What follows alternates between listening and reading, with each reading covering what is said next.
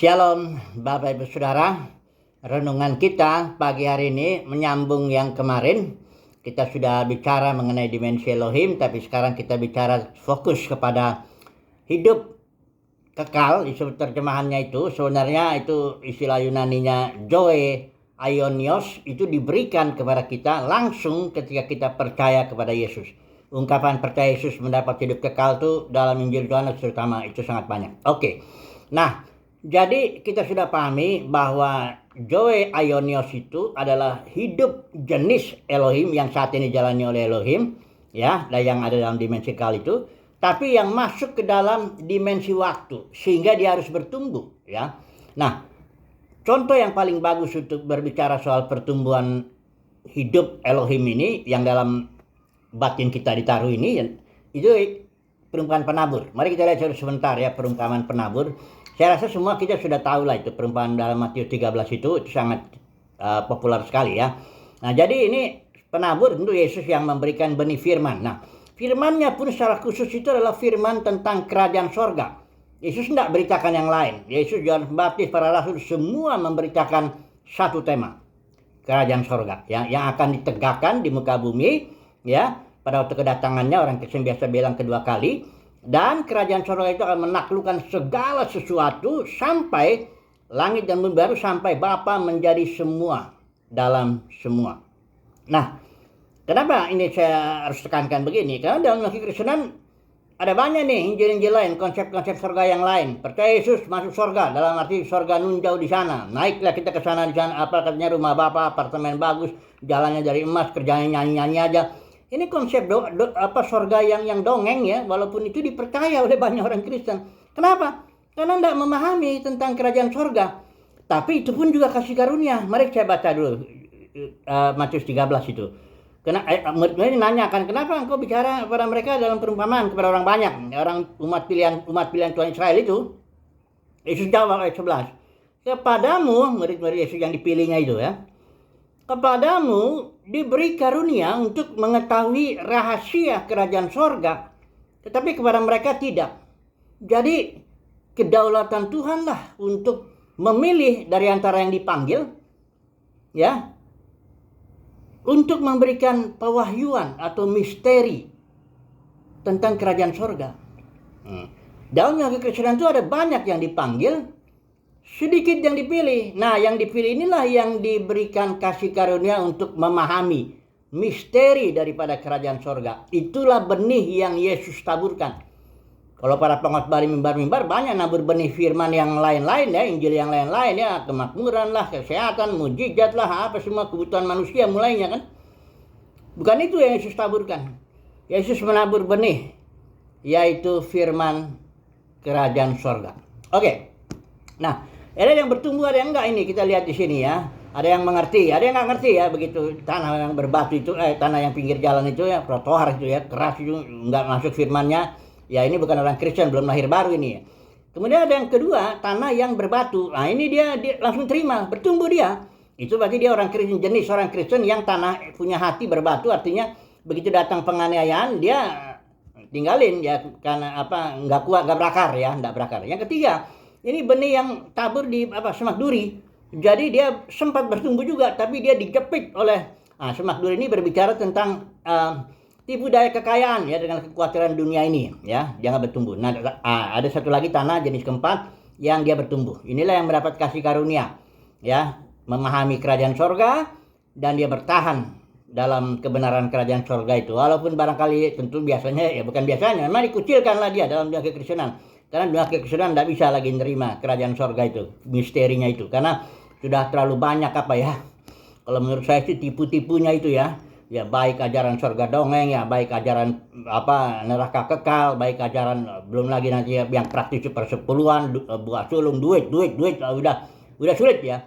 Udah sulit lah dunia kekristenan itu. Memang demikian ya. Firman Tuhan mengatakan bahwa hanya sedikit kawanan kecil. Lukas 12 ayat 32 itu mengatakan kepada kita kawanan kecil, Bapa di sorga berkenan untuk memberikan kerajaan itu. Oke.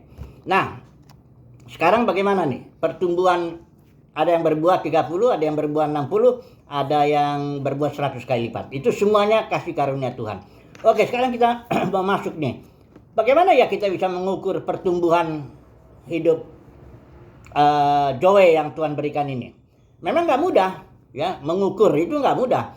Karena kalau mengukur, lihat, jadi kadang-kadang kita lihat orang yang karunianya banyak, oh berarti dia bertumbuh hidup joynya. Belum tentu juga. Karena karunia itu beda dengan hidup joy yang di dalam batin. Karunia Roh Kudus beda dengan buah roh. Ada juga yang bilang karakter Kristus. Enggak juga. Karena ada orang yang memang lahir dari bapak ibu baik, ya, lemah lembut, baik dah pokoknya, kakek neneknya juga baik, semuanya baik, ya. Sehingga memang dia sudah sebelum lahir baru pun dia udah baik, udah lemah lembut, udah sopan, udah sering senyum. Sehingga ketika dia jadi Kristen lahir baru, walaupun benihnya masih kecil, dia memang udah biasa lemah lembut. Beda dengan misalnya preman, dia bertobat, ya, dan dia bertumbuh memang preman ini. Tapi karena memang latar belakangnya kasar, ya, keras, ya, permainannya di terminal, di pasar, sehingga ngomongnya belak-belakan, nyakitin orang. Nanti kita bilang, ini orangnya ini nggak ada karakter Kristus. Bukan begitu, saudaraku. Nanti Tuhan sendiri yang tahulah. Ngukurnya itu nggak gampang dia. Bukan karunia-karunia Roh Kudus, bukan juga karakter Roh Kudus yang kelihatan tampilan luarnya, bukan juga popularitas, bukan juga keterkenalan, apapun juga itu bukan. Nantilah. Nah, nanti saya mau bicara ini bahwa nanti di hari pengadilan kita Kristus datang, itu di sini ada perumpamaan nih. Perumpamaan kita tahu, ya, hamba yang jahat, hamba ini orang Kristen semua nih, ada yang satu diterima, ada yang tidak. Ada juga perumpamaan gadis bijaksana, gadis bodoh. Yang ini Kristen juga semua, yang lahir baru maksud saya. Ada yang terima, ada yang tidak. Ada juga satu lagi perumpamaan talenta. Ya, ada yang 1, 2, 5 yang diterima, ada yang tidak. Itu semua orang Kristen. Nantilah di pengadilan Kristus barulah kita tahu, ya, yang mana yang sudah bertumbuh, yang berbuah, ya. Menurut Tuhan, ya, jangan berbuah menurut manusia. Kalau dalam kekristenan nanti berbuah dalam arti, pengikutnya banyak, gedungnya besar, ya, uangnya banyak. Itu nggak bisa dibilang berbuah begitu. Yang mesti penilaiannya, hakimnya itu Yesus. Karena memang Yesus yang akan datang nanti sebagai hakim, dan gerejanya itulah yang akan dihakimi. Oke. Nah, kita sudah bilang tadi bahwa semuanya kasih karunia, ya. Orang bisa memahami misteri kerajaan sorga karena dia dipilih, ya, untuk memahami itu, ya. Nah, Yakobus berbicara soal itu sebagai buah sulung. Buah sulung itu orang yang matang lebih dulu.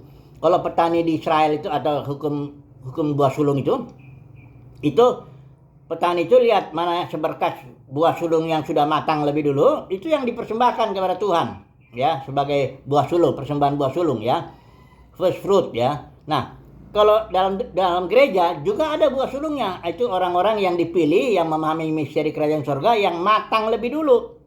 Nah, inilah dia yang, mari saya baca dulu, ya, Yakobus, ya. Saya baca sebaiknya pakai ILT aja, ya. Ini orang-orang yang matang lebih dulu, ya, orang Kristen, ya. Bukan berarti yang lain nanti nggak dituai, yang lain dituai. Kalau petani itu tahu, kalau dia menuai buah sulung, pasti nanti ada tuaian yang berikut.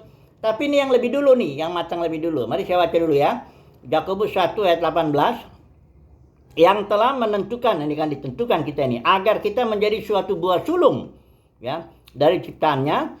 Dia telah melahirkan kita melalui firman kebenaran. Jadi kita kalau saudara dan saya termasuk yang ditetapkan menjadi buah sulung gereja, ya, matang lebih dulu, maka ketika kedatangan Tuhan yang kedua kali, kita akan ambil bagian, ya, untuk dimanifestasikan, ditampilkan. Saudara lihat di Roma pasal 8 itu 19-21, nggak usah kita baca itu.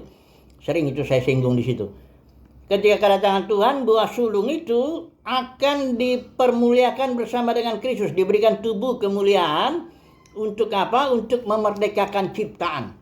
Sehingga ciptaan masuk ke dalam kemuliaan Bapa, ya, kemuliaan kemerdekaan anak-anak buah sulung ini. Dan akhirnya Bapa bisa mengekspresikan kemuliaannya, kasihnya, karakternya, semuanya di dalam dan melalui semua ciptaan atau semua manusia. Inilah sebenarnya kebenaran mengenai pertumbuhan hidup kekal itu, hidup joy itu, ya. Bukan percaya Yesus masuk surga nun jauh di sana, pergi kemana ke sana nyanyi, enggak begitu. Itu bukan kabar baik yang Yesus beritakan.